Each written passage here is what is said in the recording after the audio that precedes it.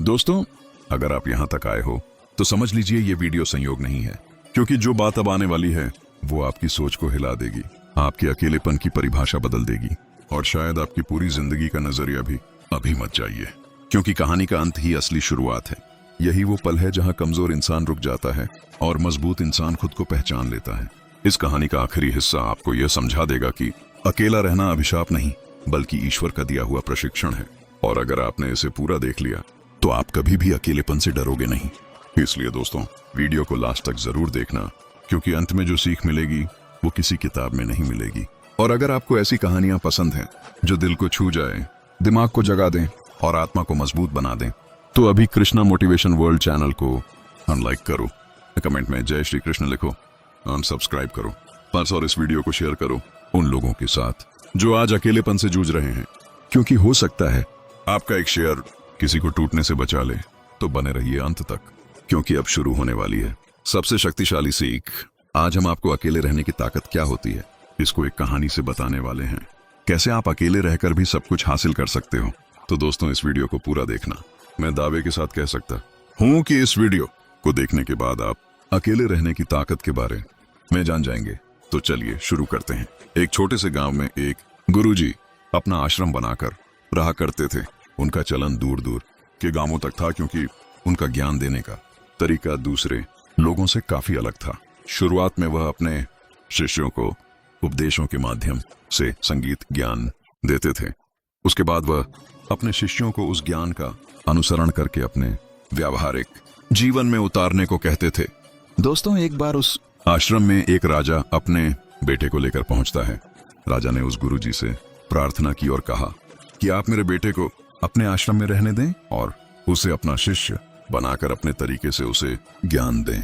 गुरुजी ने मुस्कुराते हुए कहा कि आज से तुम्हारे बेटे की सारी जिम्मेदारी मेरे कंधों पर है। फिर राजा वहां से चला जाता है। गुरुजी उस राजा के बेटे को समझाते हुए कहते हैं कि यहाँ दूर दूर से गरीब और अमीर लोगों के बच्चे आते हैं, लेकिन अगर तुम अपने आप को दूसरों से महान समझोगे तो तुम ज्ञान ग्रहण नहीं कर पाओगे। अगर तुम्हें ज्ञान ग्रहण करना है तो तुम्हें दूसरों की तरह अपने आप को साधारण समझना होगा। यही ज्ञान ग्रहण करने की सबसे पहली सीढ़ी होती है। इतना कहने के बाद बुद्ध उस बच्चे को सारे शिष्यों से मिलाते हैं, लेकिन बच्चों ने राजा को जाते हुए देख लिया था, इसीलिए सभी बच्चे समझ गए थे कि यह बच्चा राजा का बेटा है। इसी वजह से आश्रम के सभी बच्चे राजा के बेटे की तरफ आकर्षित हो गए। जब गुरुजी राजा के बेटे को लेकर टहल रहे थे तो राजा का बेटा अचानक फूट फूट कर रो होने लगा, क्योंकि अभी वह सिर्फ 12 वर्ष का था और 12 वर्ष की आयु में उसके पिता उसे अपने से दूर करके चले गए थे। यह सदमा वह बच्चा सहन नहीं कर पा रहा था। वह नहीं समझ पा रहा था कि उसके पिता उसकी भलाई के लिए उसे उस गुरुजी के पास छोड़कर गए हैं। उसे रोते हुए देखकर गुरुजी ने कहा कि बेटा, मैं तुम्हें चुप नहीं कराऊंगा। हो सकता है कि आज मैं तुम्हारे आंसू पोंछ दूं, लेकिन कल तुम फिर अपने आप को अकेला पाओगे। याद रखना, जीवन में इंसान अकेले ही आता है और अकेला ही जाता है। जितनी जल्दी जो इंसान इस बात को समझ लेता है, उतनी जल्दी वह इंसान आत्मज्ञान के रास्ते पर निकल जाता है। गुरुजी ने अपनी बात आगे बढ़ाते हुए कहा कि जो इंसान अकेला रहना सीख लेता है वही खुद से प्यार कर पाता है, और जो खुद से प्यार करना जानता है वह किसी के भी जाने का अफसोस नहीं करता, क्योंकि वह खुद से ही प्यार करता है। फिर गुरुजी उस लड़के से कहते हैं, धीरे धीरे तुम आश्रम के महल में ढल जाओगे। शुरुआत में तुम्हें समस्या आ सकती है, लेकिन कुछ दिन बाद तुम्हें यही जगह बहुत अच्छी लगने लगेगी। इतना कहते ही फिर गुरुजी उस शिष्य को अपने साथ लेकर आश्रम में वापस लौट आए। उस शिष्य को भी सांत्वना मिली, क्योंकि गुरुजी की आंखों में एक पूर्व शांति झलक रही थी। उसके बाद शाम होती है तो राजा का बेटा रात्रि का भोजन करने के लिए भोजन कक्ष में पहुंचा है, तो आसपास के सभी शिष्य उसके पास आने लगे। उन सभी को पता था कि यह राजा का बेटा है और अगर हम इससे दोस्ती कर लेते हैं तो उससे हमारा बहुत फायदा होने वाला है। यही सोचकर आश्रम के ज्यादातर शिष्यों ने उसे घेर लिया था। बस कुछ बच्चे जो अकेले रहने का महत्व समझते थे, जो दिखावे में विश्वास नहीं करते थे, वह उस सम्राट के बेटे के पास जाने की बजाय अपना पूरा ध्यान खाने पर लगा रहे थे और एकांत में बैठकर अपना भोजन कर रहे थे। कुछ दिनों के बाद राजा के बेटे को आश्रम के ज्यादातर बच्चों के साथ दोस्ती हो गई। अब वह आश्रम में उन बच्चों के साथ घूमता और उन्हीं के साथ अपना ज्यादातर समय बिताता। आखिरकार वह राजा का बेटा था, सुख सुविधाओं में पला हुआ था। महल में उसके आसपास बहुत से दास और दासियां होते थे। आश्रम में आसपास अपने मित्रों से घिरे होना वही दिनचर्या उसने इस आश्रम में भी अपना ली थी। ऐसा नहीं था कि गुरुजी को यह सब पता नहीं था, पर गुरु जी उसे अलग तरीके से ज्ञान देना चाहते थे।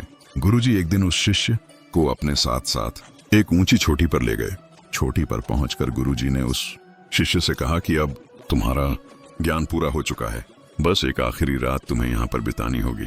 उसके बाद अगले दिन शाम को मैं तुम्हारे राजमहल में तुमको पहुंचा दूंगा।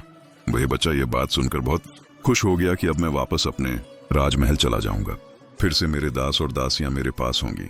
उस शिष्य ने गुरुजी से पूछा कि मुझे आज रात आप यहाँ चोटी पर रहने को क्यों कह रहे हैं?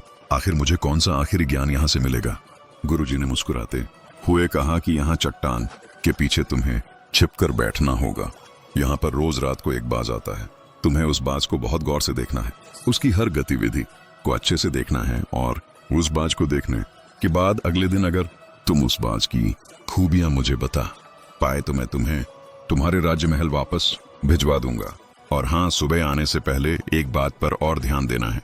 एक चरवाहा यहाँ पर अपनी बकरियों को चराने के लिए आता है। उन भेड़ बकरियों को भी अच्छे से देखना और उनकी गतिविधियों पर ध्यान देना। इतना कहकर गुरुजी वहां से चले जाते हैं। फिर काफी वक्त बीतने के बाद आधी रात में एक बाज अपने बच्चों के साथ वहां आया। बाज अपनी गतिविधि करने लगा। राजा के बेटे ने पूरी रात बाज की गतिविधियों को ध्यानपूर्वक देखा। फिर सुबह होने के बाद जब चरवाहा अपनी भेड़ बकरियों को लेकर आया तो उसने एक अभूतपूर्व दृश्य देखा। उसने देखा कि बाज एक बकरी के बच्चे को अपने पंजों से उठाकर आसमान में चला गया।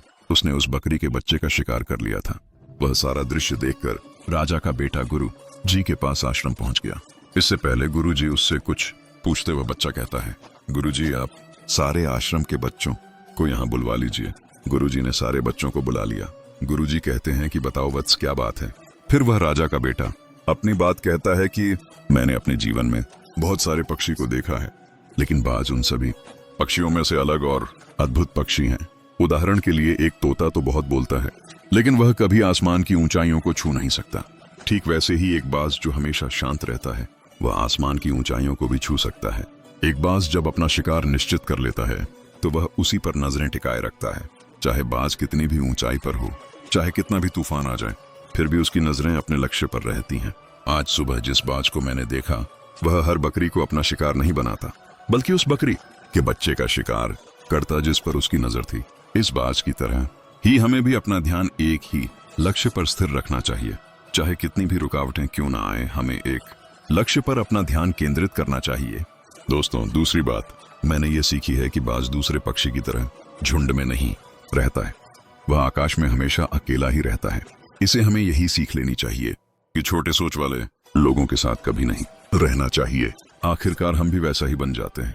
इसलिए महान लोगों के साथ रहो या अकेले रहो, क्योंकि जब हम अकेला रहते हैं तो अपनी ताकत और कमजोरियों को अच्छे से जान पाते हैं। हम अपनी कमजोरी को जानकर उसे दूर कर सकते हैं और अपनी ताकत को जानकर उसका सही से उपयोग कर सकते हैं। लेकिन यह तभी संभव होगा जब हम अकेले रहना सीखेंगे। दोस्तों, तीसरी बात, हमें यह सीख लेना चाहिए कि बाज हमेशा अपनी सीमाओं से ऊपर रहता है। जब तूफान आता है तो हर एक पक्षी अपने घोंसले की ओर भागता है, लेकिन बाज ही एक ऐसा पक्षी है जो अपनी सीमाओं को पार करके तूफान से लड़कर बादलों के ऊपर चला जाता है। वह तब तक ऊपर उड़ता रहता है जब तक कि तूफान शांत ना हो जाए। बाज अपनी सीमाओं को इसलिए हटा पाता है क्योंकि वह समस्याओं के आने पर घबराता नहीं है, बल्कि उसे एक सकारात्मक नजरिए से उसका सामना करता है। इसी तरह हमारे जीवन में कितनी भी रुकावटें क्यों ना आ जाएं, हमें उसका सामना करना चाहिए, ना कि डर कर भागना चाहिए। चौथी बात है, हमें यह सीखना चाहिए कि बाज अपने घोंसले में घास के कोमल तिनके नहीं रखते। जो तिनके कोमल हो जाते हैं वह उन्हें निकाल कर फेंक देते हैं। उसी तरह चाहे आपको कितनी भी आरामदायक जिंदगी क्यों ना मिली हो, उससे ऊपर उठकर आलस्य को दूर करके जीवन में मेहनत करते रहना चाहिए। जीवन में शारीरिक मेहनत और पसीना बहाना चाहिए, जिससे आप मजबूत बनते चले जाएंगे।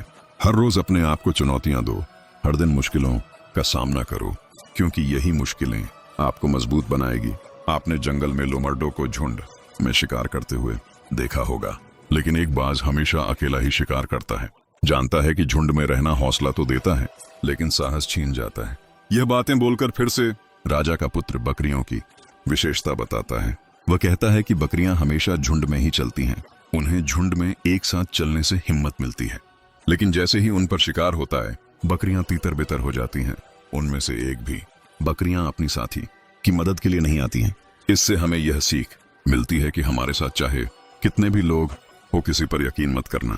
यकीन करना है तो सिर्फ अपने पर करो, क्योंकि बुरा समय आने पर बकरी की तरह लोग भी तीतर बितर हो जाएंगे और आपको पता भी नहीं चलेगा। इतना कहते ही राजा के पुत्र ने गुरुजी को प्रणाम किया और बोला, हे गुरुजी, अगर मेरे से कोई सीख बाकी रह गई हो तो कृपा करके आप बता दें। गुरुजी ने सभी बच्चों से कहा कि जो अभी इस बच्चे ने बताया यह सारी बातें सही हैं, लेकिन ये सारी खूबियां तभी आप में आएगी जब आप अकेले रहने का अभ्यास करेंगे। आपने देखा होगा कि बाज कभी भी दूसरे पक्षी की तरह झुंड में नहीं रहता। वह आसमान में अकेला उड़ता रहता है और अकेले रहने के कारण वह अपनी ताकत और कमियों को जान पाता है और खुद को और ज्यादा मजबूत बना लेता है।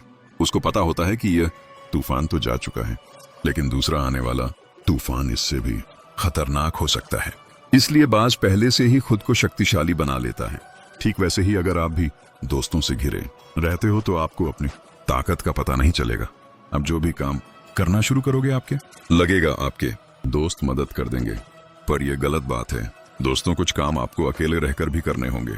कभी कभी ऐसा समय आता है कि आपके पास कोई नहीं होगा आपका साथ देने वाला। तब आपको याद आएगा कि इससे अच्छा तो मैं खुद से ही कर लेता। तो दोस्तों, आपको भी बाज की तरह स्ट्रांग बनना होगा, तभी आप जिंदगी में सफल होंगे। इस दुनिया में आपके घर वालों को छोड़कर कोई दूसरा आपका साथ नहीं देगा। यदि आपके साथ कभी गलत हो तो आपको बाज की तरह बनना होगा, तभी आप खुद से और दुनिया से लड़ सकते हो। नहीं तो आज के समय में आपका पड़ोसी भी आपका बुरा करना चाहता है। दोस्तों, आपको जो भी काम करना हो खुद से करो, किसी के साथ का इंतजार मत करो, खुद से ही काम पर लग जाओ। आप एक दिन कामयाब जरूर होंगे। इतना कहकर गुरुजी ने अपनी बात खत्म करते हुए कहते हैं कि मैं आज रात इस राजा के बेटे को इसके राजमहल में वापस पहुंचा दूंगा, क्योंकि इसकी सिख यहीं पर खत्म होती है। और यह कहकर गुरुजी राजा के बेटे को उसके राजमहल छोड़ आए। अकेलापन एक ऐसा शब्द जिससे सब घबराते हैं। अगर मैं कहूं कि आपको अकेले रहना है तो आप परेशान हो जाएंगे, क्योंकि हमें इसकी आदत नहीं है ना, ही हम ऐसा करना चाहते हैं। बदलते जमाने के साथ लोगों का रहन सहन तो बदल ही रहा है, साथ ही जीने का तरीका भी बदल रहा है। कई लोग ऐसे हैं जो किसी मजबूरी में, जैसे नौकरी इत्यादि के कारण अकेले रहते, तो कई लोग ऐसे हैं जो अपनी मर्जी से अकेले रहना पसंद करते हैं, अपने काम को सच्ची लगन से अकेले ही करते हैं। जो लोग अपने मर्जी से अकेले रहते हैं उनमें कुछ अलग ही गुण होते हैं। ऐसे लोग जीवन में सफलता जल्दी पा लेते हैं। अकेले रहने के फायदे अगर आपने समझ लिया तो समझो आपने पूरी जिंदगी समझ ली। अकेले रहना किसी के लिए वाकई कम नहीं है अकेले रहने का, लेकिन यह भी मतलब नहीं है कि हम अपने घर परिवार मित्र से दूर रहे। अकेले रहने की भी एक कला है जो आगे आपको इस कहानी में पता चलेगा। अकेले रहने का यह मतलब है एकांत में रहकर अपने काम को, अपने सम्मान को, अपने प्रतिष्ठा को, अपने अंदर झांकने की कला को, अपने उज्जवल भविष्य को आप कैसे आगे बढ़ा सकते हैं उसके बारे में जानना। हम अकेले रहने के उन 7 अमूल्य गुणों के बारे में भी जानेंगे इस कहानी के माध्यम से। एक व्यक्ति एक गुरु के पास आया और बोला, गुरुदेव, मेरे दुख का कारण क्या है? वह गुरुदेव बहुत ही बड़े ज्ञानी व्यक्ति थे। गुरु ने कहा, अपने आप को चीजों से चिपका लेना, चीजों को पता कर लेना और उन चीजों के प्रति आसक्त होकर उसके पीछे भागना ही तुम्हारे दुख का कारण है। उस व्यक्ति ने गुरु को धन्यवाद किया और कहा, गुरुदेव, आपने तो मेरी समस्या का समाधान कर दिया। मैं इतने दिनों से अपनी समस्या का समाधान चाहता था। आपका धन्यवाद गुरुदेव। यह कहकर वह व्यक्ति वहां से जा। तभी गुरुदेव ने कहा, पूरी बात तो सुन लो। उस व्यक्ति ने कहा, नहीं गुरुदेव, आपका इशारा मिल गया, बस वही काफी है, और समझदार को इशारा ही काफी होता है। 1 महीने के बाद वह व्यक्ति फिर से गुरु जी के पास आया। इस बार उस व्यक्ति का हाल बहुत ही बुरा था। वह बहुत ही दुखी था और सीधे गुरु के चरणों में गिर गया और कहा, गुरुदेव, आपने जो कहा था मैंने वैसा ही किया, पर मुझे यह सुख नहीं मिला, मुझे तो और दुख मिल रहा है। गुरु ने उस व्यक्ति से पूछा, तुमने ऐसा क्या किया? व्यक्ति ने कहा, मुझे अपने परिवार वालों से, मित्र रिश्तेदारों से दुख मिल रहा था। मैंने उसे छोड़ दिया और छोड़कर चला गया। 2-4 दिन तो मुझे अच्छा लगा, पर धीरे धीरे मुझे उनकी याद आने लगी। अपने माता पिता, अपनी पत्नी, अपने बच्चे याद आने लगे। रिश्तेदार, यहाँ तक कि अपने शत्रु भी मुझे याद आने लगे।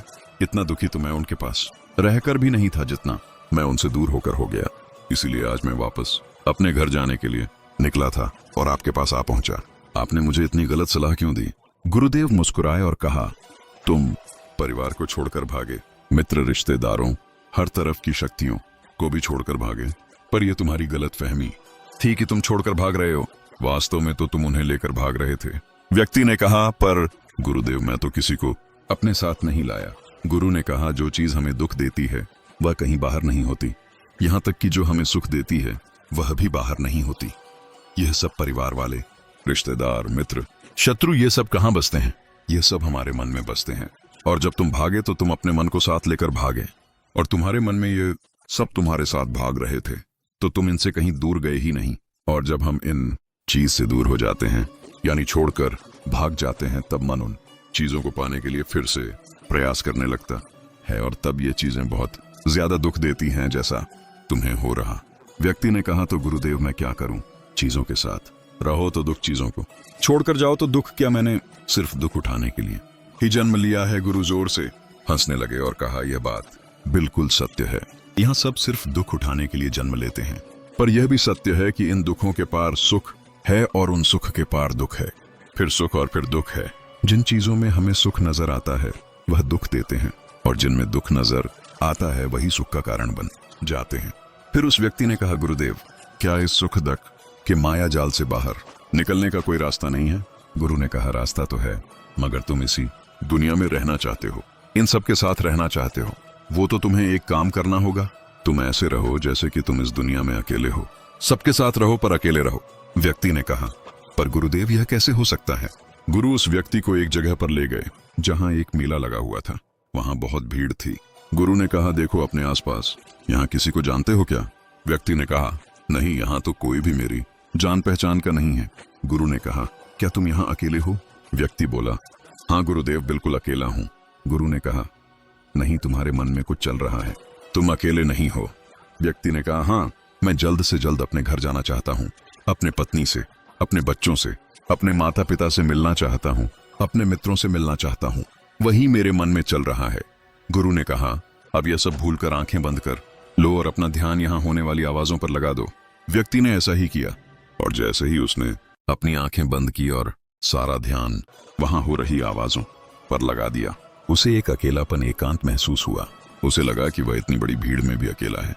सभी आवाजों के ऊपर ध्यान लगाने के कारण किसी आवाज का कोई महत्व नहीं था, बस आवाज ही थी। और फिर उसने अपनी आंखें खोली और कहा, गुरुदेव, यहाँ तो मैं बिल्कुल अकेला हूँ, सब है पर कुछ नहीं है। गुरु ने कहा, बस इसी तरह अकेले रहना है तुम्हें। तुम रहो सबके साथ भीतर से, लेकिन अकेले रहो। साथ में सब हो पर मन में कोई ना हो। जिसने इस तरह से अकेले जीना सीख लिया, उसे कभी जीवन में दुख नहीं होगा, उसे चीजें दुख नहीं देगी, वह हर चीज में आनंद की प्राप्ति कर सकता है। गुरु ने आगे कहा, महान सफलताएं अकेलेपन से ही शुरू होती हैं। अकेलापन ही हमें उनसे मिलाता है। अपने अकेलेपन को नकारात्मक मत समझना, बल्कि उसे एकांत समझकर खुद को जानने का प्रयास करो। जब तुम्हें एकांत पसंद आने लगे तो समझो तुम्हारा वास्तविक वजूद तुमसे मिलना चाहता है, इसलिए अपने इस एकांत प्रेम का सम्मान करो। गुरु बोले, मैं तुम्हें 7 ऐसी खूबियों के बारे में बताता हूँ जो अकेले रहने वाले लोगों में पाई जाती है और उन्हें दूसरों से अलग बेहतर बनाती है। गुरु ने कहना शुरू किया, पहली खूबी जो एकांत में रहने वाले लोगों में पाई जाती है वह यह है कि ऐसे लोगों की तुलना में खुद के प्रति ज्यादा जागरूक होते हैं। वह खुद के भाव और आचरण के बारे में ज्यादा गहराई से जानते हैं। ऐसा इसीलिए होता है क्योंकि जब हम अकेले होते हैं तो हमें खुद के बारे में सोचने का काफी समय मिल जाता है, जिससे हम खुद के व्यवहार को अच्छे से समझ पाते हैं। एकांत में रहने वाले लोग खुद की कमजोरी और ताकत को भी अच्छे से जान पाते, जिससे वह दूसरे लोगों की तुलना में किसी भी खराब परिस्थिति का सामना ज्यादा अच्छे से कर सकते हैं। फिर गुरु ने कहा, अकेले रहने वाले लोगों की दूसरी खूबी है कि यह सकारात्मक सोच वाले लोग होते हैं। देखो, जब बहुत से लोग हमारे साथ होते हैं तो वहां एक दूसरे से तुलना, जलन, घमंड, लालच जैसे को विचार अपने आप ही मन में आने लगते हैं। फिर इंसान इन विचारों के बस में आकर उल्टे सीधे काम करने लगता है। हालांकि ऐसा नहीं है कि एकांत में रहने वाले लोगों के मन में यह विचार नहीं आते, लेकिन वह अकेले हैं। इससे दूसरों की तुलना में जलन घमंड जैसे विचार उनके मन में थोड़ा कम आते हैं। साथ ही अकेले रहने की वजह से उन्हें खुद के बारे में सोचने का ज्यादा समय मिलता है, जिससे वह अपने नकारात्मक विचारों को पहचान कर उन्हें कम कर सकते हैं, जिसके कारण ऐसे एकांत में रहने वाले लोग ज्यादा सकारात्मक होते हैं। इसीलिए अकेले रहने वाले लोगों की तीसरी खासियत यह है कि ये लोग ज्यादा अनुशासित और आत्मनिर्भर होते, क्योंकि अकेले रहने वाले लोगों को अपनी ज्यादातर काम खुद से ही करने पड़ते हैं। इसीलिए ये दूसरों की तो तुलना में ज्यादा आत्मनिर्भर होते हैं। साथ ही ऐसे लोगों को दूसरों का काम भी पसंद नहीं आता। यह अपना काम खुद करने पर ही भरोसा करते हैं। साथ ही यह लोग कोशिश भी करते हैं कि दूसरों से कम सहायता लेनी पड़े, क्योंकि ऐसे लोग आत्मनिर्भर और अपने काम को लेकर स्पष्ट होते हैं। ऐसे लोग अनुशासित भी होते हैं। ये लोग अपने समय की कद्र करते हैं और दूसरों का भी समय बर्बाद नहीं करते हैं। अकेले होने की वजह से ऐसे लोग एक निश्चित दिनचर्या का पालन भी करते हैं, जिससे यह लोग ज्यादा व्यवस्थित होते हैं और यह भी इनके अनुशासित होने का एक कारण है। फिर गुरु ने आगे कहा, अकेले रहने वाले लोगों की चौथी खासियत यह है, यह लोग किसी भी चीज के बारे में बड़ी बारीकी से और गहराई में जाकर सोच सकते हैं। अकेले रहने वाले लोगों की यह सबसे बड़ी खासियत होती। इसलिए जितने भी लेखक, कवि और बड़े बड़े कहानियों के रचयिता हैं, उन सभी को एकांत में रहना पसंद था, क्योंकि जब कोई व्यक्ति एकांत में होता है तो अपने अंदर की आवाज सुन पाता है। जितने भी बड़े आविष्कार हुए हैं, उन सब की शुरुआत एकांत में हुई थी, क्योंकि एकांत में रहकर ही किसी भी चीज के बारे में बड़ी बारीकी से सोचा और समझा जा सकता है कि और इनका व्यक्तित्व सबसे अलग हटकर होता है, क्योंकि एकांत में रहने वाले लोग अपना ज्यादातर समय अपने साथ बिताते, इसलिए ये दूसरों की बातें और विचारों से बहुत ही कम प्रभावित होते हैं। इनके अपने जीवन को जीने के खुद बनाए नियम और कायदे होते हैं, जिनका यह पालन करता है, और ये किसी से भी आसानी से प्रभावित नहीं होता।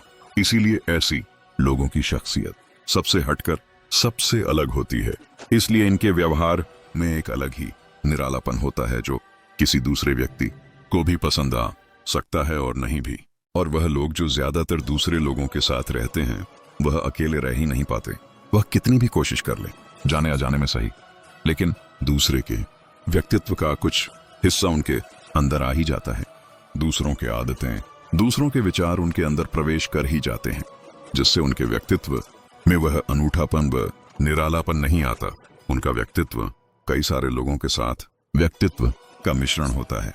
गुरु बोले, छठी खासियत जो एकांत में रहने वाले लोगों में होती है, ज्यादा लोगों से अपने संबंध नहीं बनाते, लेकिन ये जितने भी लोगों से संबंध बनाते हैं, सच्चे दिल से बनाते हैं।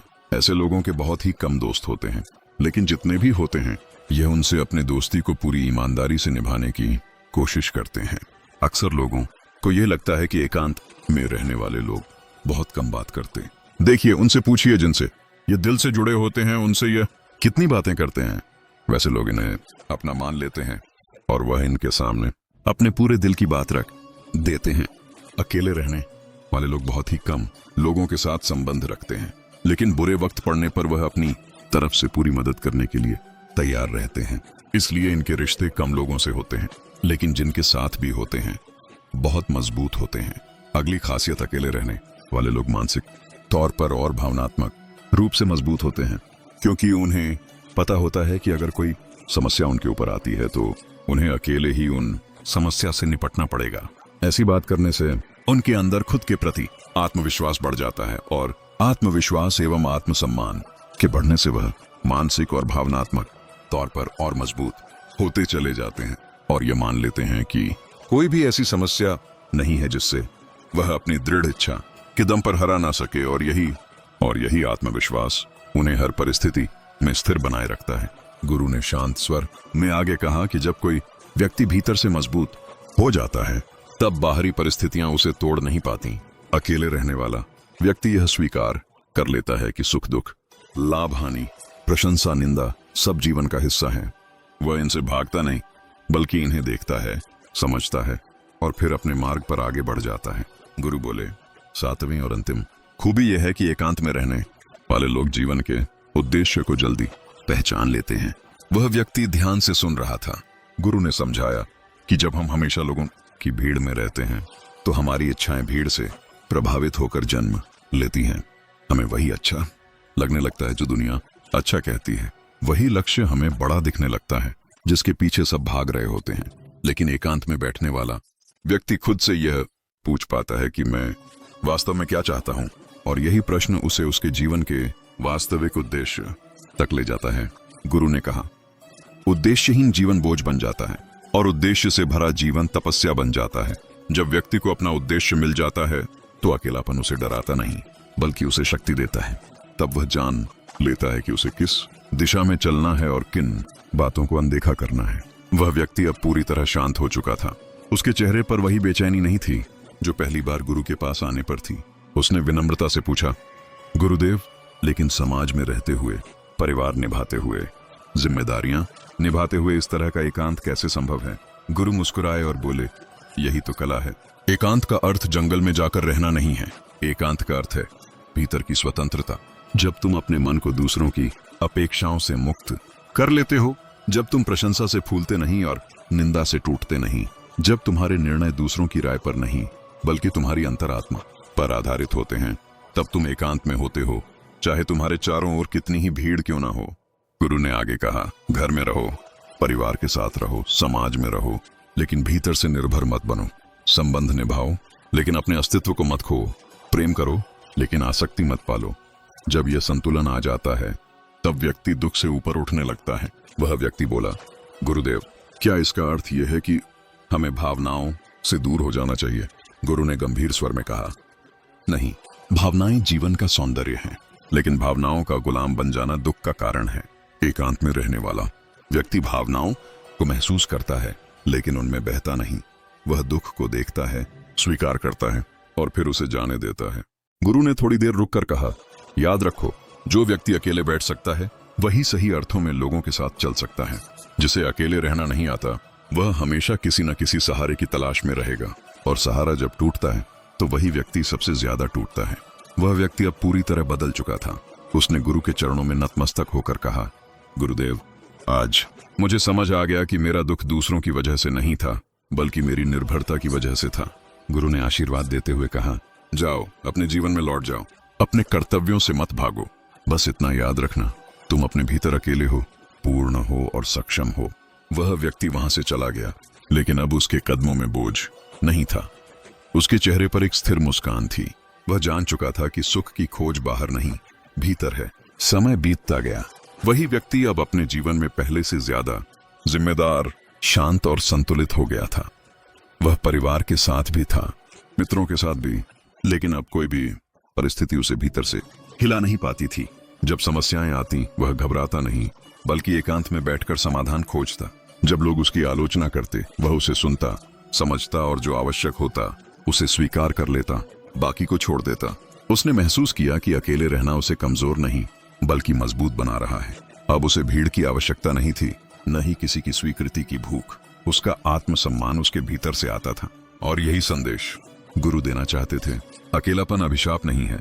यदि तुम उससे भागते हो तो वह तुम्हें डराएगा, लेकिन यदि तुम उसे समझ लेते हो तो वही अकेलापन तुम्हारा सबसे बड़ा मित्र बन जाता है। अकेले रहने की ताकत यही है कि वह तुम्हें खुद से मिलवाती है। जब तुम खुद से मिल जाते हो तब दुनिया की कोई भी शक्ति तुम्हें तोड़ नहीं सकती। इसलिए दोस्तों, अकेलेपन से मत डरो, उसे अपनाओ, समझो और उसे अपनी साधना बना लो। क्योंकि जो व्यक्ति अकेले खड़ा होना सीख जाता है वही जीवन में सबसे ऊंची उड़ान भरता है। बिल्कुल बाज की तरह जो अकेले उड़ता है लेकिन सबसे ऊंचाइयों को छूता है। गुरु की वह बात उस व्यक्ति के हृदय में गहराई तक उतर चुकी थी। वह अब समझ चुका था कि अकेले रहने का अर्थ त्याग नहीं बल्कि जागरूकता है। उसी दिन से उसने अपने जीवन को देखने का नजरिया बदल लिया। अब वह व्यक्ति जब सुबह उठता तो सबसे पहले कुछ समय एकांत में बैठकर अपने विचारों को देखता। पहले जहां उसका मन हजारों चिंताओं से भरा रहता था, अब वह धीरे धीरे शांत होने लगा। उसे एहसास हुआ कि उसके दुखों का असली कारण परिस्थितियां नहीं थीं, बल्कि उन परिस्थितियों के प्रति उसका दृष्टिकोण था। अकेले बैठने से उसे यह शक्ति मिली कि वह अपने विचारों को बिना जज किए देख सके। समय के साथ उसने एक बात और नोटिस की, जब वह खुद के साथ सहज रहने लगा तब लोगों के साथ उसका व्यवहार भी बदल गया। पहले वह लोगों से अपेक्षाएं रखता था, अब वह उन्हें स्वीकार करने लगा था। वह किसी से कुछ पाने की उम्मीद नहीं करता था, बल्कि जो मिल रहा था उसके लिए कृतज्ञ रहने लगा। गुरु की एक बात उसे बार बार याद आती, जो भीतर से भरा होता है वह बाहर से मांगता नहीं। अब वह व्यक्ति भीतर से भरने लगा था। उसके जीवन में समस्याएं अब भी आती थीं, लेकिन फर्क यह था कि वह अब उनसे डरता नहीं था। जब कोई कठिन परिस्थिति आती तो वह सबसे पहले खुद से पूछता, इससे मैं क्या सीख सकता हूं? यही प्रश्न उसे भीड़ से अलग करता था। जहां बाकी लोग शिकायत करते वह आत्ममंथन करता, जहां लोग दोष ढूंढते वह समाधान खोजता। धीरे धीरे लोग भी उसके बदलते स्वभाव को महसूस करने लगे। कुछ लोगों को उसका शांत रहना घमंड लगने लगा, तो कुछ को वह रहस्यमय प्रतीत हुआ। लेकिन अब उसे फर्क नहीं पड़ता था। उसने सीख लिया था कि हर किसी को खुश करना असंभव है। जो व्यक्ति खुद के साथ ईमानदार होता है वही सच्चा होता है। एक दिन वही व्यक्ति फिर से गुरु के पास गया। इस बार वह दुखी नहीं था बल्कि कृतज्ञ था। उसने कहा, गुरुदेव, आपने जो सिखाया उसने मेरी पूरी जिंदगी बदल दी। गुरु ने मुस्कुराकर कहा, मैंने कुछ नहीं सिखाया, मैंने तो बस तुम्हें तुम्हारे भीतर झांकने का रास्ता दिखाया। गुरु ने आगे कहा, अब मैं तुम्हें एक और गहराई की बात बताता हूँ। जब कोई व्यक्ति अकेले रहना सीख लेता है तब उसके भीतर करुणा जन्म लेती है। व्यक्ति ने आश्चर्य से पूछा, करुणा और अकेलेपन का क्या संबंध है गुरुदेव? गुरु बोले, जब तुम अपने दुख को समझ लेते हो तब तुम दूसरों के दुख को भी समझने लगते हो। जो व्यक्ति खुद से जुड़ा होता है वह दूसरों को चोट नहीं पहुंचाता। वह जानता है कि हर व्यक्ति अपने भीतर एक युद्ध लड़ रहा है। यह सुनकर उस व्यक्ति को अपने अतीत की याद आई। कैसे वह छोटी छोटी बातों पर लोगों से नाराज हो जाता था, कैसे वह खुद को सही और दूसरों को गलत साबित करने में लगा रहता था। अब उसे समझ आया कि वह सब उसके भीतर के डर का परिणाम था। गुरु ने कहा, अकेलापन तुम्हें कठोर नहीं बल्कि कोमल बनाता है, लेकिन यह कोमलता कमजोरी नहीं होती, यह गहराई होती है। वह व्यक्ति अब पूरी तरह बदल चुका था। उसने अपने जीवन को साधना बना लिया था। काम करते हुए भी वह भीतर से शांत रहता। सफलता आती तो वह झुक जाता, असफलता आती तो वह सीख लेता। धीरे धीरे उसका जीवन दूसरों के लिए भी प्रेरणा बनने लगा। लोग उससे पूछने लगे, तुम हमेशा इतने शांत कैसे रहते हो? वह बस मुस्कुरा देता और कहता, मैं खुद के साथ रहना सीख गया हूं। उसने यह भी समझ लिया था कि अकेले रहने की शक्ति का मतलब समाज से कट जाना नहीं है, बल्कि इसका मतलब है भीड़ में भी अपनी पहचान को बनाए रखना। आज के समय में जब हर कोई किसी न किसी पर निर्भर होना चाहता है, तब आत्मनिर्भर होना सबसे बड़ी शक्ति है। उसने युवाओं को समझाना शुरू किया कि सोशल भीड़ और असली संबंधों में फर्क होता है। हजारों लोगों से घिरे होने के बावजूद अगर तुम खुद से जुड़े नहीं हो तो तुम अकेले ही हो, और अगर तुम खुद से जुड़े हो तो अकेले होकर भी पूर्ण हो। वह कहा करता था, अकेलापन तब खतरनाक होता है जब तुम खुद से भागते हो, लेकिन वही अकेलापन वरदान बन जाता है जब तुम खुद को जानने लगते हो। समय के साथ उसने ये भी सीखा कि हर अकेलापन एकांत नहीं होता। अकेलापन दर्द देता है, लेकिन एकांत शक्ति देता है। अकेलापन खालीपन है, एकांत पूर्णता है। फर्क सिर्फ दृष्टि का है। अब जब जीवन में कोई कठिन दौर आता तो वह उसे संकेत मानता कि शायद जीवन उसे और मजबूत बनाना चाहता है। वह बाज की तरह तूफान से डरकर नीचे नहीं उतरता था, बल्कि उससे ऊपर उड़ जाता था। और यही वह रहस्य था जो गुरु ने कहानी, अनुभव और मौन के माध्यम से सिखाया था कि महानता भीड़ में नहीं, एकांत में जन्म लेती है। अंत में गुरु के शब्द गूंजते हैं, यदि तुम जीवन में सच में सफल होना चाहते हो तो अकेले रहना सीखो। यदि तुम शांति चाहते हो तो अकेले रहना सीखो, और यदि तुम खुद से मिलना चाहते हो तो एकांत को अपना मित्र बना लो। क्योंकि जो व्यक्ति खुद का साथ निभा लेता है उसे फिर दुनिया के सहारे की जरूरत नहीं पड़ती। क्योंकि वह खुद अपने लिए सबसे बड़ा सहारा बन चुका होता है। समय आगे बढ़ता गया और वह व्यक्ति अब केवल अपने जीवन तक सीमित नहीं रहा। उसके भीतर जो शांति और स्थिरता आई थी वह धीरे धीरे उसके व्यवहार, उसके शब्दों और उसके कर्मों से बाहर झलकने लगी थी। लोग अनायास ही उसकी ओर खींचे चले आते थे। कोई उसे गुरु मानने लगा, कोई मित्र तो कोई मार्गदर्शक, लेकिन वह स्वयं को इनमें से कुछ भी नहीं मानता था। वह बस इतना जानता था कि वह अब अपने भीतर घर कर चुका है। एक दिन एक युवक उसके पास आया। युवक की आंखों में बेचैनी थी, वही बेचैनी जो कभी इस व्यक्ति की आंखों में हुआ करती थी। युवक बोला, मैं बहुत अकेला महसूस करता हूँ। मेरे पास दोस्त हैं, परिवार है, फिर भी मन खाली खाली रहता है। मैं क्या करूं? उस व्यक्ति ने युवक को गौर से देखा और शांत स्वर में कहा, तुम अकेले नहीं हो, तुम खुद से दूर हो। युवक ने आश्चर्य से पूछा, यह कैसे हो सकता है? वह व्यक्ति मुस्कुराया और बोला, जब हम हर समय दूसरों की आवाज सुनते रहते हैं तब हम अपनी आवाज सुनना भूल जाते हैं, और जब अपनी आवाज खो जाती है तब भीड़ में भी अकेलापन महसूस होता है। उसने युवक को बताया कि कैसे उसने खुद एकांत को अपनाया, कैसे शुरुआत में डर लगा, बेचैनी हुई, पुराने विचार लौट लौट कर आए, लेकिन फिर धीरे धीरे मन शांत होने लगा। उसने कहा, एकांत कोई जादू नहीं करता, ये तुम्हें आईना दिखाता है, और आईना देखने की हिम्मत हर किसी में नहीं होती। युवक कुछ देर चुप रहा, फिर बोला, लेकिन जब मैं अकेला बैठता हूं तो मेरे डर, मेरी असफलताएं, मेरी गलतियां सब सामने आ जाती हैं। वह व्यक्ति बोला, यही तो शुरुआत है, जब तक ये सब सामने नहीं आएंगे तब तक तुम मुक्त कैसे हो पाओगे। जो भागता है वही डरता है, जो देख लेता है वही मजबूत बनता है। उस दिन के बाद वह युवक भी धीरे धीरे एकांत में बैठने लगा। शुरू में कुछ मिनट, फिर कुछ घंटे, और समय के साथ उसने भी महसूस किया कि उसका डर उसकी कल्पना से बड़ा नहीं था। उसका दुख उसे तोड़ने नहीं आया था, बल्कि उसे समझाने आया था। इस तरह वह व्यक्ति अब एक जीवंत उदाहरण बन चुका था, अकेले रहने की ताकत का। लेकिन उसके भीतर कोई अहंकार नहीं था। वह जानता था कि यह ताकत उसकी नहीं, बल्कि उस मौन की देन है जिसे उसने अपनाया था। एक दिन वही गुरु जिनसे उसने यह सब सीखा था उसके सपने में आए। गुरु ने कहा, अब तुम समझ गए हो, याद रखना, ज्ञान को बांटना शब्दों से नहीं, जीवन से होता है। सुबह उठते ही उसके मन में एक गहरी स्पष्टता थी। उसने निश्चय किया कि वह अब जहां भी रहेगा, जैसा भी करेगा, अपने जीवन से यह संदेश देगा कि अकेलापन डर नहीं है। वह अब जब भी किसी को टूटते हुए देखता तो उसे उपदेश नहीं देता, वह बस उसके साथ चुपचाप बैठ जाता, क्योंकि उसने जान लिया था कि कभी कभी मौन सबसे बड़ा सहारा होता है। उसकी उपस्थिति ही लोगों को यह एहसास दिला देती थी कि अकेले रहना सुरक्षित भी हो सकता है। उसने यह भी देखा कि दुनिया में अधिकतर संघर्ष तुलना से जन्म लेते हैं। कोई किसी से आगे निकलना चाहता है, कोई किसी से कम नहीं दिखना चाहता, लेकिन एकांत में रहने वाला व्यक्ति तुलना से मुक्त हो जाता है। वह जानता है कि हर व्यक्ति की यात्रा अलग है, उसकी गति अलग है, उसका उद्देश्य अलग है। धीरे धीरे उसने यह भी समझा कि अकेले रहने की ताकत केवल मानसिक नहीं, बल्कि आध्यात्मिक भी होती है। जब मन शांत होता है तब जीवन अपने आप सही दिशा दिखाने लगता है। तब निर्णय डर से नहीं, स्पष्टता से लिए जाते हैं। अब वह व्यक्ति जब पीछे मुड़कर अपने पुराने जीवन को देखता तो उसे अपने ऊपर करुणा आती। वह सोचता कि काश ये समझ पहले आ गई होती, लेकिन फिर वह मुस्कुरा देता, क्योंकि उसे पता था कि हर अनुभव अपने समय पर ही आता है। उसने यह भी जाना कि हर कोई अकेले रहने के लिए तैयार नहीं होता। कुछ लोग भीड़ में ही सुरक्षित महसूस करते हैं, और यह भी ठीक है, लेकिन जो लोग भीतर से बुलावा महसूस करते हैं उन्हें एकांत से डरना नहीं चाहिए। वह अक्सर कहा करता था, अगर तुम्हें बार बार अकेले बैठने का मन करता है तो समझ लेना कि तुम्हारी आत्मा तुमसे बात चाहती है। और जो लोग इस बात को समझ लेते हैं वे फिर जीवन को बोझ नहीं, उत्सव की तरह जीते हैं। समय बीतता गया, वह व्यक्ति बूढ़ा होने लगा, लेकिन उसके भीतर की शांति और गहराती गई। शरीर कमजोर हो रहा था, लेकिन आत्मा और मजबूत। लोग उससे पूछते, आपको किसी बात का डर नहीं लगता?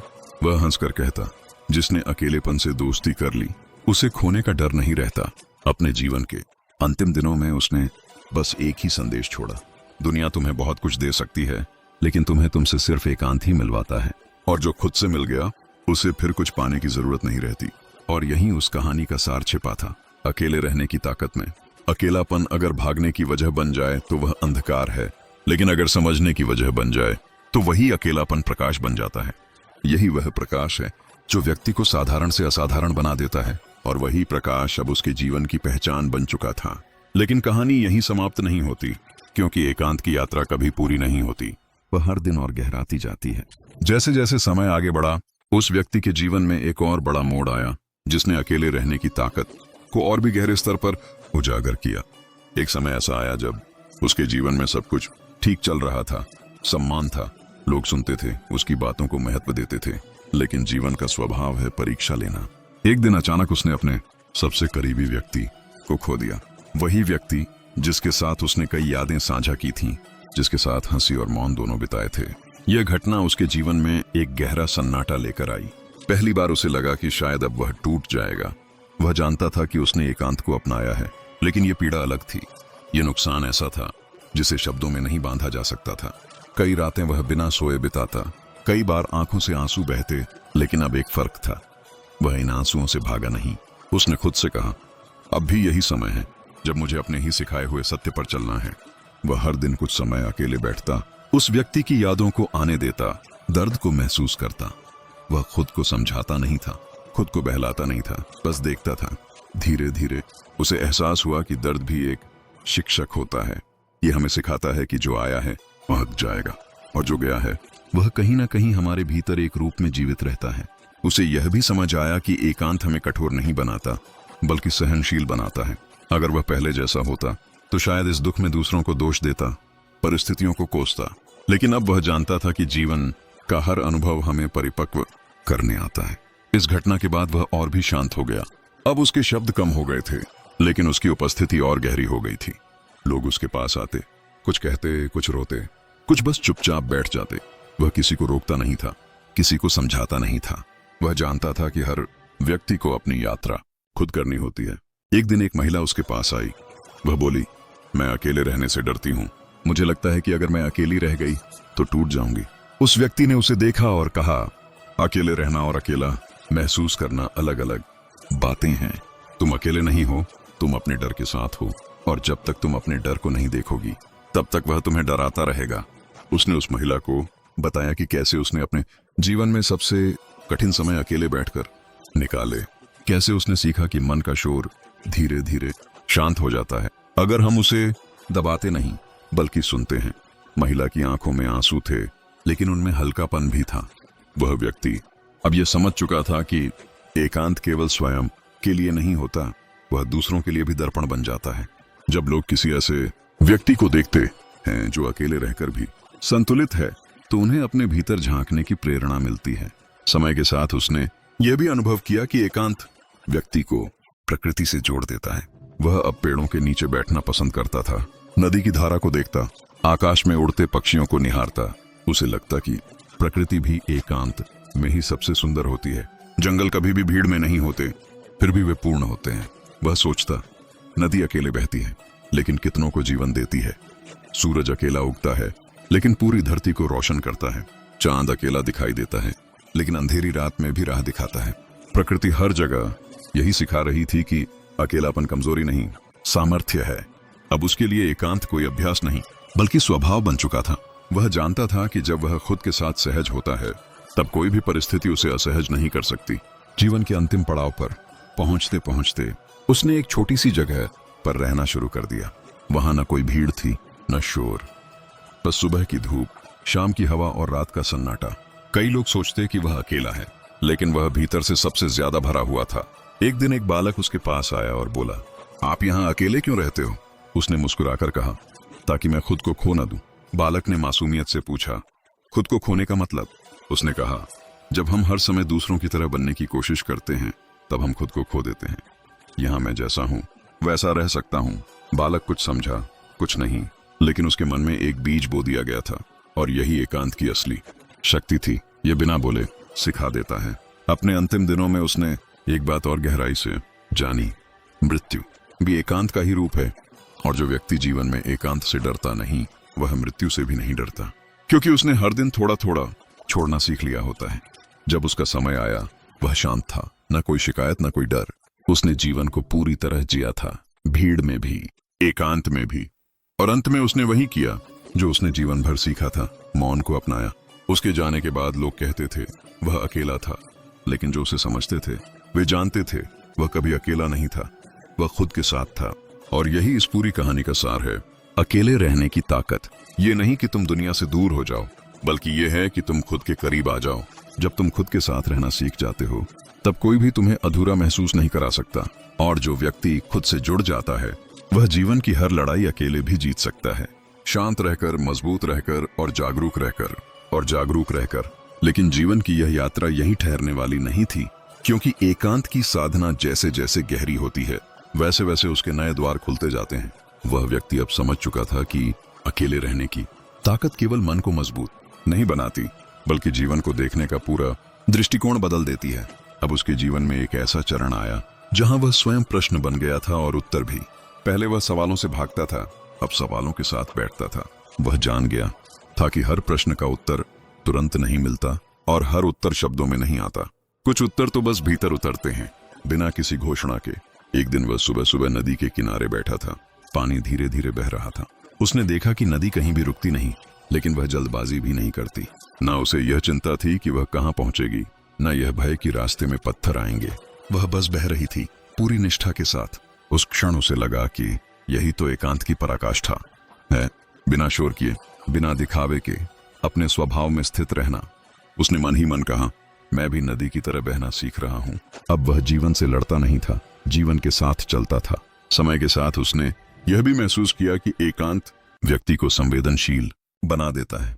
पहले जहां वह दूसरों के दुख को सुनकर समाधान देने की जल्दी करता था, अब वह दुख को सुनकर मौन हो जाता था, क्योंकि उसने जान लिया था कि हर दुख समाधान नहीं चाहता, कुछ दुख सिर्फ समझे जाना चाहते हैं। कई बार लोग उसके पास आकर अपनी कहानी सुनाते, वह बीच में नहीं टोकता, न कोई राय देता, वह बस सुनता। और यही सुनना लोगों के लिए सबसे बड़ा सहारा बन जाता। उन्हें लगता कि कोई है जो उन्हें बदलना नहीं चाहता, सुधारना नहीं चाहता, बस स्वीकार करता है। उसने महसूस किया कि स्वीकार्यता एकांत की सबसे सुंदर देन है। जब व्यक्ति खुद को स्वीकार कर लेता है, तब वह दूसरों को भी स्वीकार करने लगता है। तब न कोई छोटा रहता है, न बड़ा, सब बस अपने अपने रास्ते पर चलते हुए यात्री बन जाते हैं। धीरे धीरे उसके भीतर से तुलना पूरी तरह समाप्त हो गई। अब वह किसी से आगे निकलने की इच्छा नहीं रखता था। वह जानता था कि जीवन कोई दौड़ नहीं है, और अगर है भी तो वह दूसरों के खिलाफ नहीं, बल्कि खुद की सीमाओं के खिलाफ है। अब जब वह पीछे मुड़कर देखता तो उसे अपना पुराना जीवन किसी और का जीवन लगता। वह व्यक्ति जो मान्यता चाहता था, स्वीकृति चाहता था, भीड़ में अपनी पहचान ढूंढता था, वह अब उसे एक भटका हुआ यात्री लगता था। और उसके लिए उसके मन में कोई घृणा नहीं थी, बस करुणा थी। वह समझ गया था कि हर व्यक्ति अपने समय पर सीखता है। जो आज भीड़ में खोया हुआ है, कल शायद वही एकांत की खोज में निकल पड़े। इसलिए उसने किसी को बदलने की कोशिश छोड़ दी थी। वह बस अपना जीवन जीता था, पूरी सच्चाई के साथ। एक दिन उसने अपने भीतर एक और परिवर्तन महसूस किया। अब उसे अकेले बैठने के लिए किसी विशेष समय या स्थान की आवश्यकता नहीं थी। वह चलते हुए भी अकेला हो सकता था, लोगों के बीच रहते हुए भी। उसका मन अब हर परिस्थिति में केंद्रित रहना सीख गया था। अब शोर बाहर था, भीतर नहीं। अब हलचल बाहर थी, भीतर नहीं। ये वही स्थिति थी जिसे गुरु ने कभी कहा था, सबके साथ रहो पर भीतर से अकेले रहो। उसने यह भी देखा कि जब भीतर स्थिरता आ जाती है, तब निर्णय लेना आसान हो जाता है। पहले वह डर के कारण निर्णय टालता था, अब स्पष्टता के कारण निर्णय लेता था। उसे यह चिंता नहीं रहती थी कि लोग क्या कहेंगे। वह बस यह देखता था कि जो वह करने जा रहा है, वह उसके भीतर के सत्य से मेल खाता है या नहीं। उसका जीवन अब सरल हो गया था, कम इच्छाएं, कम अपेक्षाएं, लेकिन अधिक संतोष। वह जान गया था कि खुशी जोड़ने से नहीं, घटाने से आती है। जितना कम बोझ, उतनी ज्यादा उड़ान। वह अब युवाओं से अक्सर यही कहता, अगर तुम्हें खुद को जानना है तो थोड़ी देर भीड़ से बाहर आओ। अगर तुम्हें खुद को बनाना है तो एकांत को अपना औजार बनाओ। लेकिन वह यह भी स्पष्ट करता कि एकांत कोई पलायन नहीं है। जो जिम्मेदारियों से भागकर अकेले होता है, वह कमजोर होता है, और जो जिम्मेदारियों को निभाते हुए भी भीतर से स्वतंत्र रहता है, वही वास्तव में शक्तिशाली होता है। उसने जीवन में यह भी देखा कि कुछ लोग अकेले रहकर कड़वे हो जाते हैं। इसका कारण एकांत नहीं, बल्कि आत्मचिंतन का अभाव होता है। अगर एकांत में तुम सिर्फ शिकायतें दोहराते रहो तो वह तुम्हें तोड़ देगा। लेकिन अगर एकांत में तुम खुद को देखो, समझो, स्वीकार करो, तो वही एकांत तुम्हें गढ़ देगा। अब उसके लिए हर दिन साधना था। सांस लेना साधना था, चलना साधना था, बोलना साधना था। वह जान गया था कि जीवन कहीं और नहीं है, यही है, इसी क्षण में है। वह व्यक्ति अब यह नहीं कहता था कि उसे सब कुछ समझ आ गया है, बल्कि वह यह कहता था, मैं सीखने के लिए खुला हूं। और यही खुलापन उसे हर दिन नया बनाता था। उसके जीवन की सबसे बड़ी उपलब्धि कोई पद, धन या पहचान नहीं थी। उसकी सबसे बड़ी उपलब्धि यह थी कि वह खुद के साथ सहज हो गया था। उसे खुद से भागना नहीं पड़ता था, उसे खुद को साबित नहीं करना पड़ता था। और यही वह अवस्था है जहां अकेलापन पूरी तरह रूपांतरित हो जाता है, डर से स्वतंत्रता में, खालीपन से पूर्णता में। अंततः यह कहानी किसी एक व्यक्ति की नहीं रह जाती। यह हर उस व्यक्ति की कहानी बन जाती है जो कभी न कभी खुद से मिलने का साहस करता है। क्योंकि सच यही है, जब तुम खुद के साथ बैठना सीख जाते हो, तब जीवन तुम्हारे साथ चलने लगता है। और तब अकेलापन कोई अभाव नहीं रहता, वह तुम्हारी सबसे बड़ी ताकत बन जाता है। वह ताकत बन जाती है जो बिना शोर किए जीवन की हर दिशा को संभाल लेती है। अब उसका जीवन किसी उपदेश की तरह नहीं, बल्कि एक बहती हुई धारा की तरह था, शांत, गहरी और निरंतर। वह जान चुका था कि एकांत कोई अवस्था नहीं, बल्कि एक दृष्टि है। और जब दृष्टि बदल जाती है तो वही संसार अलग दिखने लगता है। अब वह जहां भी जाता, वहां रुकता नहीं था, न प्रशंसा में, न निंदा में, वह जानता था कि रुकना ही बंधन है, जीवन चलता है, इसलिए वह भी चलता रहता। कभी किसी गांव में, कभी किसी शहर में, कभी पहाड़ों की गोद में, तो कभी नदी के किनारे। लेकिन चाहे वह कहीं भी हो, भीतर वही स्थिरता बनी रहती। उसने यह भी अनुभव किया कि जब मन स्थिर हो जाता है तो समय का अनुभव बदल जाता है। पहले वह समय से लड़ता था, कभी बीते हुए कल में अटका रहता, कभी आने वाले कल की चिंता करता। अब वह समय के साथ बैठता था। उसे पता था कि यह क्षण ही एकमात्र सत्य है। जो बीत गया वह शिक्षा है, जो आने वाला है वह संभावना है, और जो है वही जीवन है। धीरे धीरे उसके भीतर एक नई समझ जन्म लेने लगी कि अकेले रहने की ताकत का अंतिम रूप सेवा है। जब व्यक्ति खुद से भर जाता है तब वह बांटने लगता है, बिना किसी अपेक्षा के, बिना किसी पहचान के। वह अब जहां भी जाता वहां किसी न किसी के जीवन में हल्की सी रोशनी छोड़ आता। कभी किसी की बात सुनकर, कभी किसी के साथ चुपचाप बैठकर, कभी सिर्फ मुस्कुराकर। वह जान गया था कि हर व्यक्ति को समाधान नहीं चाहिए, हर व्यक्ति को ज्ञान नहीं चाहिए। कई बार सिर्फ यह एहसास काफी होता है कि तुम अकेले नहीं हो, और यह एहसास वही दे सकता है जिसने अपने अकेलेपन को समझ लिया हो। एक दिन वह एक ऐसे व्यक्ति से मिला जो भीतर से टूट चुका था। वह व्यक्ति बोला, मैं सब कुछ खो चुका हूं। उसने शांत स्वर में पूछा, क्या तुम खुद को भी खो चुके हो? वह व्यक्ति चुप हो गया। उसने कहा, अगर तुम खुद के साथ हो तो तुमने कुछ नहीं खोया, बाकी सब तो आता जाता रहता है। यह बात उस व्यक्ति के भीतर कहीं गहरे उतर गई, क्योंकि सच यही था, जो खुद के साथ होता है वह कभी खाली नहीं होता। अब वह अपने भीतर यह भी महसूस करने लगा कि एकांत व्यक्ति को सत्य के करीब ले जाता है। जब शोर कम होता है तब झूठ टिक नहीं पाता, तब दिखावे की परतें अपने आप गिरने लगती हैं। व्यक्ति अपने वास्तविक रूप में सामने आता है, कमजोरियों के साथ, डर के साथ, लेकिन ईमानदारी के साथ। और ईमानदारी ही वह आधार है जिस पर भीतर की शक्ति खड़ी होती है। उसने यह भी देखा कि बहुत से लोग अकेलेपन से इसलिए डरते हैं क्योंकि उन्हें खुद से सामना करना पड़ता है। उन्हें अपने अधूरे सपने, अपनी गलतियां, अपनी इच्छाएं दिखने लगती हैं। लेकिन वही सामना अंततः मुक्ति बन जाता है, क्योंकि जो देखा जा चुका है वह फिर पकड़ नहीं बना पाता। अब उसके भीतर न कोई शिकायत थी, न कोई अपेक्षा। वह जीवन को जैसा है वैसा ही स्वीकार कर चुका था। वह जानता था कि कुछ प्रश्नों के उत्तर नहीं होते और कुछ उत्तरों के प्रश्न नहीं होते, और यह भी ठीक है। वह अब यह नहीं पूछता था कि मेरे साथ ऐसा क्यों हुआ, वो बस यह पूछता था, अब मुझे क्या करना है। और यही प्रश्न उसे वर्तमान में रखता था। उसके लिए अकेले रहना अब अभ्यास नहीं, बल्कि सहजता बन चुका था। वह अकेले चलता, अकेले बैठता, अकेले सोचता, लेकिन कभी खुद को अलग नहीं समझता था। वह जानता था कि सब एक ही अस्तित्व के हिस्से हैं, फर्क सिर्फ जागरूकता का है। एक दिन किसी ने उससे पूछा, अगर सब कुछ भीतर ही है तो बाहर कुछ भी क्यों करना? उसने मुस्कुराकर कहा, क्योंकि भीतर जो समझ आती है वह बाहर कर्म बनना चाहती है। मौन से ही सही कर्म जन्म लेता है। उसने जीवन को दो हिस्सों में नहीं बांटा था, ध्यान और कर्म। उसके लिए दोनों एक ही थे। जो वह करता था पूरी उपस्थिति के साथ करता था, जो वह नहीं करता था उसमें कोई अपराध बोध नहीं रखता था। अब वह जान गया था कि अकेले रहने की ताकत का अर्थ है स्वतंत्र होकर भी जुड़ा रहना, निर्भर हुए बिना प्रेम करना, अपेक्षा किए बिना देना। और यही वह अवस्था है जहां व्यक्ति न तो भागता है न पकड़ता है, वह बस बहता है, नदी की तरह, आकाश की तरह। धीरे धीरे यह कहानी उसकी नहीं रह गई, ये उन सभी की कहानी बन गई जिन्होंने कभी रात के सन्नाटे में खुद से सवाल किया, जिन्होंने कभी भीड़ में खालीपन महसूस किया, जिन्होंने कभी एकांत को डर की तरह नहीं अवसर की तरह देखा।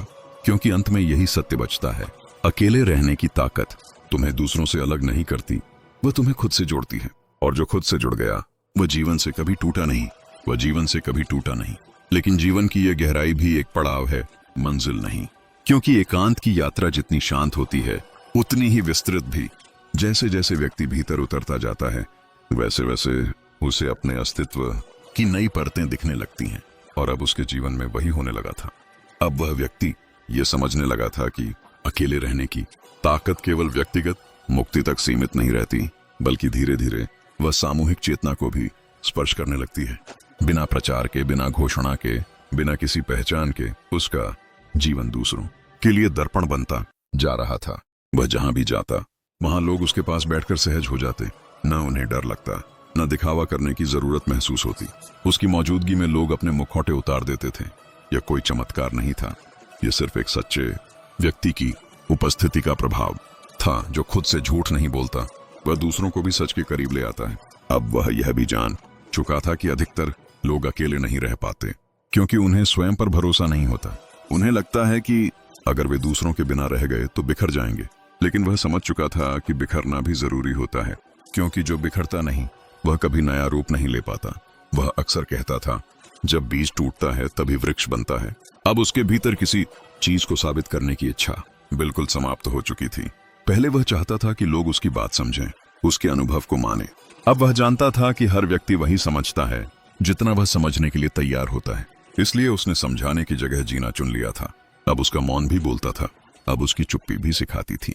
और यह चुप्पी खाली नहीं थी, यह अनुभव से भरी हुई थी।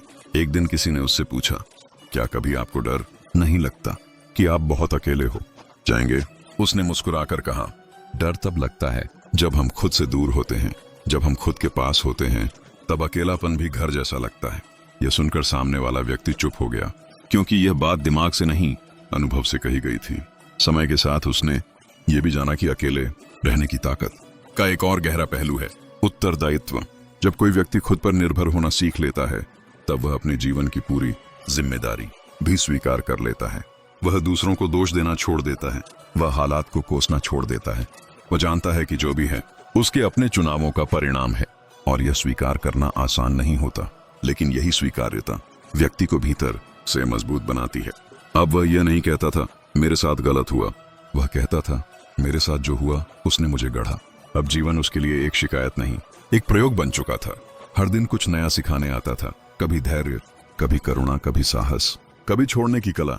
उसने यह भी देखा कि जो लोग अकेले रहना सीख लेते हैं वे दूसरों के साथ भी ज्यादा ईमानदार होते हैं। उन्हें किसी की जरूरत नहीं होती, इसलिए वे किसी का इस्तेमाल नहीं करते। उनका प्रेम भी शुद्ध होता है, न मांग, न दबाव, न अपेक्षा। अब वह जानता था कि सच्चा संबंध वही होता है जहां दो पूर्ण व्यक्ति मिलते हैं, न कि दो अधूरे लोग एक दूसरे को पूरा करने की कोशिश करते हैं। धीरे धीरे उसके भीतर एक और स्पष्टता आई कि अकेले रहने की ताकत का अंतिम फल है स्वतंत्रता। लेकिन यह स्वतंत्रता अराजक नहीं होती, यह जिम्मेदारी से भरी होती है। यह वह स्वतंत्रता है जहां व्यक्ति अपने विचारों, भावनाओं और कर्मों का स्वामी होता है। वह अब समाज से लड़ता नहीं था, न ही समाज से भागता था। वह समाज में रहते हुए भी उससे परे था। उसे किसी व्यवस्था को तोड़ने की जरूरत नहीं थी, क्योंकि उसने खुद को तोड़कर नया बना लिया था। अब उसका जीवन किसी लक्ष्य की ओर दौड़ नहीं रहा था, वह खुद ही लक्ष्य बन चुका था। एक ऐसा जीवन जो जागरूकता से जिया जाए। वह जानता था कि लोग आते जाएंगे, कुछ समझेंगे, कुछ नहीं, कुछ रुकेंगे, कुछ आगे बढ़ जाएंगे, और ये सब ठीक है। जीवन किसी को रोकने के लिए नहीं बना है। अपने भीतर उसने यह भी महसूस किया कि मृत्यु अब डर नहीं रही, क्योंकि जिसने हर दिन थोड़ा थोड़ा छोड़ना सीख लिया वह अंत में कुछ भी छोड़ने से नहीं डरता। उसने अहंकार छोड़ा, पहचान छोड़ी, अपेक्षाएं छोड़ी। अब शरीर छूटे तो भी कोई भय नहीं, और यही एकांत की परिपक्वता है। अब वह व्यक्ति कहीं प्रचार में नहीं था, किसी मंच पर नहीं था, लेकिन जिन लोगों ने उसे देखा वे बदल गए। और यही सबसे बड़ा प्रभाव होता है जो बिना कहे हो जाए। कहानी अब भी चल रही है, क्योंकि यह कहानी किसी एक जीवन की नहीं है। यह हर उस व्यक्ति की कहानी है जो कभी अपने कमरे में अकेला बैठा हो और खुद से सवाल किया हो, क्या मैं ठीक हूं? क्या यही मेरा जीवन है? अगर तुमने कभी ऐसा सवाल किया है तो ये कहानी तुम्हारी भी है। और अगर तुम उस सवाल के साथ बैठने का साहस कर लेते हो तो धीरे धीरे तुम्हें भी पता चलेगा, अकेले रहने की ताकत तुम्हें दुनिया से दूर नहीं ले जाती, वह तुम्हें तुम्हारे असली घर तक ले जाती है, तुम्हारे अपने भीतर, तुम्हारे अपने भीतर। और जब कोई व्यक्ति अपने भीतर पहुंच जाता है तब उसके लिए बाहर की दुनिया सिर्फ एक मंच रह जाती है जहां वह भूमिका निभाता है, लेकिन खोता नहीं है। अब वह व्यक्ति जीवन को देखने नहीं, समझने लगा था। पहले घटनाएं उसे प्रभावित करती थीं, अब वह घटनाओं को देखता था जैसे कोई दर्शक नाटक देखता है। इसका अर्थ यह नहीं था कि उसके भीतर भावनाएं समाप्त हो गई थीं, बल्कि अब भावनाएं उसे बहा नहीं ले जाती थीं। दुख आता, ठहरता और चला जाता, सुख आता, मुस्कान देता और चला जाता। वह किसी भी अनुभव को पकड़कर नहीं बैठता था। उसने यह भी जाना कि एकांत का सबसे बड़ा उपहार है स्पष्टता। जब मन शांत होता है तब जीवन के छोटे छोटे संकेत भी साफ दिखाई देने लगते हैं। कब बोलना है, कब चुप रहना है, कब रुकना है, कब आगे बढ़ना है। पहले वह इन निर्णयों के लिए दूसरों से सलाह मांगता था, अब वह भीतर सुनता था। भीतर की आवाज अब स्पष्ट हो चुकी थी। एक दिन वह एक पुराने नगर से गुजर रहा था, वही नगर जहां कभी उसने पहचान पाने की कोशिश की थी, जहां उसने खुद को साबित करने के लिए संघर्ष किया था। अब वही जगह उसे बिल्कुल अलग दिख रही थी। न वहां का शोर उसे परेशान कर रहा था, न लोगों की नजरें उसे असहज कर रही थीं। वह जान गया था बदलाव बाहर नहीं हुआ है, बदलाव भीतर हुआ है। उसने महसूस किया कि जब भीतर कुछ बदलता है तो वही दुनिया नया अर्थ देने लगती है। अब वह जहां भी ठहरता लोग उससे पूछते, आप जीवन में इतना स्थिर कैसे रहते हैं? वह उत्तर देता, क्योंकि अब मैं खुद से लड़ता नहीं हूं। लड़ाई ही अस्थिरता की जड़ होती है।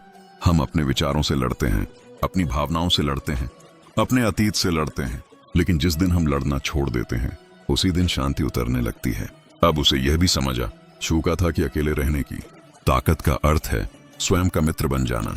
जब तुम खुद के मित्र बन जाते हो तब तुम्हें किसी बाहरी सहारे की आवश्यकता नहीं रहती। तब अकेले कमरे में बैठना सजा नहीं लगता बल्कि विश्राम लगता है। वह व्यक्ति अब खुद से बातें करता था, लेकिन यह पागलपन नहीं था, यह आत्मसंवाद था। वह खुद से पूछता, आज तुम कैसे हो? आज तुम्हें किस बात ने दुखी किया? आज तुमने क्या सीखा? और वह खुद को ईमानदारी से उत्तर देता। यही ईमानदारी उसे मजबूत बनाती जा रही थी। धीरे धीरे उसके जीवन में एक और बदलाव आया। अब वह कम बोलता था, लेकिन जब बोलता था तो शब्द सीधे दिल तक पहुंचते थे, क्योंकि वे मन से नहीं अनुभव से आते थे। वह दिखावे की भाषा नहीं बोलता था, वह वही बोलता था जो उसने जिया था। अब उसे यह भी फर्क समझ में आ गया था कि अकेलापन और तन्हाई अलग अलग चीजें हैं।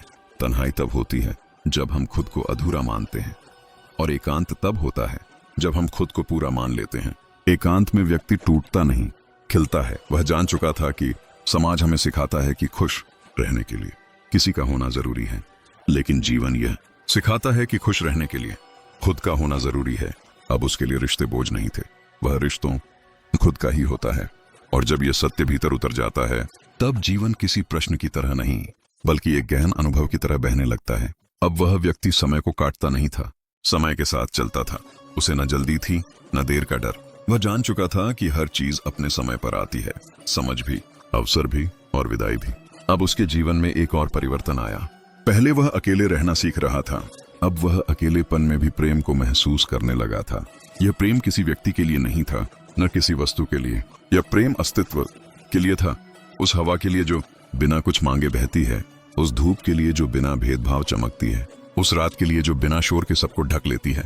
वह समझ चुका था कि जब व्यक्ति भीतर से शांत होता है तब उसका हृदय स्वाभाविक रूप से खुल जाता है, और खुले हृदय में डर टिक नहीं पाता। पहले वह सोचता था कि प्रेम कमजोरी है, क्योंकि प्रेम में दुख होता है। अब वह जान गया था कि दुख प्रेम के कारण नहीं, अपेक्षा के कारण होता है। अब वह प्रेम करता था लेकिन मांगता नहीं था। अब वह देता था लेकिन बदले की आशा नहीं रखता था। और यही प्रेम उसे और भी अकेला नहीं बल्कि और भी पूर्ण बनाता जा रहा था। एक दिन वह लंबे समय बाद अपने पुराने घर गया। वही दीवारें, वही आंगन, वही रास्ते। पहले ये सब देखकर उसके भीतर स्मृतियों का तूफान उठ जाता था। अब स्मृतियां आईं लेकिन शांत होकर, न आंखें नम हुई न हृदय भारी। उसने महसूस किया कि अतीत अब उसे पकड़ नहीं सकता, क्योंकि वह अब वर्तमान में जड़ें जमा चुका था। उसने उस घर में अकेले बैठकर बहुत देर तक मौन को सुना, और उस मौन में उसे अपना पूरा जीवन दिखा। गलतियां, डर, संघर्ष, सीख, गिरना, उठना। और पहली बार उसने अपने पूरे जीवन को बिना किसी न्याय के देखा। न खुद को दोषी ठहराया, न खुद को महान बनाया, बस स्वीकार किया। यही स्वीकार्यता उसकी सबसे बड़ी उपलब्धि थी। अब वह जान चुका था कि जब तक हम खुद को दोष देते रहते हैं तब तक हम मुक्त नहीं हो सकते, और जब तक हम खुद को श्रेष्ठ मानते रहते हैं तब तक भी हम मुक्त नहीं हो सकते। मुक्ति इन दोनों के बीच है, जहां हम बस हैं जैसे हैं। उसके जीवन में अब कोई बड़ी चाह नहीं बची थी, लेकिन इसका अर्थ यह नहीं था कि उसके भीतर उत्साह समाप्त हो गया था, बल्कि अब उसका उत्साह शांत था, स्थिर था। वह छोटे छोटे क्षणों में आनंद ढूंढ लेता था, एक कप चाय में, एक मुस्कान में, एक गहरी सांस में। वह समझ गया था कि खुशी कोई लक्ष्य नहीं है, यह तो जीवन जीने का तरीका है। अब वह यह भी देख रहा था कि दुनिया कितनी बेचैन है। लोग हर समय कुछ बनने की दौड़ में हैं, अमीर, सफल, प्रसिद्ध, सही, और इसी दौड़ में वे खुद से दूर होते जा रहे हैं। उसे किसी पर गुस्सा नहीं आता था, उसे करुणा आती थी, क्योंकि वह जानता था कि वह भी कभी इसी दौड़ में था। कई लोग उससे पूछते, क्या हमें सब कुछ छोड़ देना चाहिए? वह उत्तर देता, नहीं, बस खुद को मत छोड़ो। यही बात वह बार बार दोहराता था कि संसार छोड़ने की जरूरत नहीं है, सिर्फ भीतर की उलझन छोड़ने की जरूरत है। जब भीतर साफ हो जाता है तब बाहर सब अपने आप संभलने लगता है। अब उसके लिए सफलता का अर्थ बदल चुका था। पहले सफलता का अर्थ था कुछ हासिल करना, अब सफलता का अर्थ था भीतर स्थिर रहना। अगर वह भीतर स्थिर है तो चाहे बाहर कुछ भी हो, वह खुद को सफल मानता था। धीरे धीरे उसने यह भी समझा कि अकेले रहने की ताकत व्यक्ति को मृत्यु के सत्य के करीब ले जाती है, क्योंकि एकांत में बैठकर ही व्यक्ति यह देख पाता है कि सब कुछ में जाता था लेकिन खोता नहीं था। वह प्रेम करता था लेकिन बंधता नहीं था। वह साथ चलता था लेकिन निर्भर नहीं होता था, और यही संतुलन उसे मुक्त रखता था। कई बार लोग उसे गलत समझते थे। कुछ कहते ये बहुत अलग थलग रहता है, कुछ कहते यह भावनाहीन है, लेकिन वह जानता था कि जो भीतर से शांत होता है उसे अक्सर दुनिया गलत समझ लेती है, और उसने गलत समझे जाने को भी स्वीकार कर लिया था, क्योंकि स्वीकार ही मुक्ति की पहली सीढ़ी है। अब वह यह भी समझ चुका था कि अकेले रहने की ताकत हर किसी के लिए नहीं होती। कुछ लोग भीड़ में ही पनपते हैं और यह भी ठीक है, लेकिन जो व्यक्ति भीतर से बुलावा महसूस करता है उसे उस बुलावे की उपेक्षा नहीं करनी चाहिए, क्योंकि आत्मा की आवाज को दबाने से ही जीवन बोझ बनता है। वह अक्सर कहता था, अगर तुम्हें बार बार अकेले रहने का मन करता है तो खुद को दोष मत दो, शायद तुम्हारा भीतर तुम्हें पुकार रहा है। अब उसके लिए मौन भी संवाद बन चुका था। वह जानता था कि शब्द अक्सर भ्रम पैदा करते हैं, लेकिन मौन स्पष्टता लाता है। वह मौन में बैठकर जीवन को सुनता था, हवा की आवाज, पत्तों की सरसराहट, अपने सांसों की लय, और इन सब के बीच उसे एक गहरी शांति मिलती थी। ये शांति बाहर से नहीं आई थी, ये शांति भीतर से उगी थी। अब वह किसी भविष्य की योजना में उलझा नहीं रहता था। वह आज को पूरी तरह जीता था, क्योंकि उसने जान लिया था कि जो आज को जीना सीख लेता है उसे कल की चिंता नहीं सताती। उसका जीवन अब एक प्रश्न नहीं था, एक उत्तर भी नहीं था। वह एक अनुभव बन चुका था, जीता हुआ, महसूस किया हुआ। और यही इस पूरी यात्रा का निष्कर्ष है। अकेले रहने की ताकत तुम्हें साधु नहीं बनाती, तुम्हें जागरूक बनाती है। यह तुम्हें दुनिया से काटती नहीं, यह तुम्हें दुनिया में खुद का ही होता है।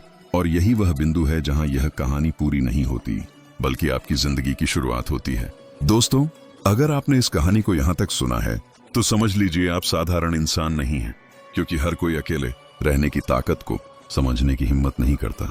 अकेलापन कमजोर नहीं बनाता, अकेलापन तैयार करता है।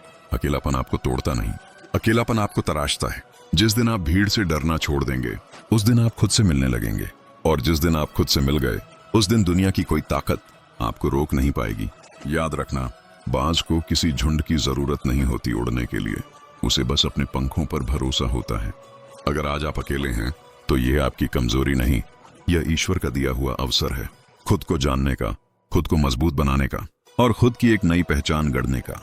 दोस्तों, अगर ये कहानी आपके दिल को छू गई हो, अगर कहीं ना कहीं आपने खुद को इसमें महसूस किया हो, तो इस वीडियो को लाइक जरूर करना, क्योंकि आपका एक लाइक किसी और की जिंदगी बदल सकता है। इस कहानी को शेयर करो उन लोगों के साथ जो आज अकेलेपन से डर रहे हैं, ताकि उन्हें पता चले कि अकेलापन डर नहीं, ताकत है। और अगर आप ऐसे ही जीवन बदल देने वाली कहानियां, गहरे विचार और आत्मज्ञान से भरे वीडियो हर रोज पाना चाहते हो, तो अभी चैनल को सब्सक्राइब कर लो और बेल आइकॉन दबाना मत भूलना, क्योंकि याद रखना दोस्तों, भीड़ से अलग चलने वाले ही इतिहास बनाते हैं। या तो महान लोगों के साथ चलो या फिर अकेले चलो, लेकिन कभी भी छोटी सोच वाली भीड़ का हिस्सा मत बनो। मिलते हैं अगली कहानी में, तब तक के लिए खुद पर भरोसा रखो, अकेले चलना सीखो और बाज की तरह उड़ना शुरू करो।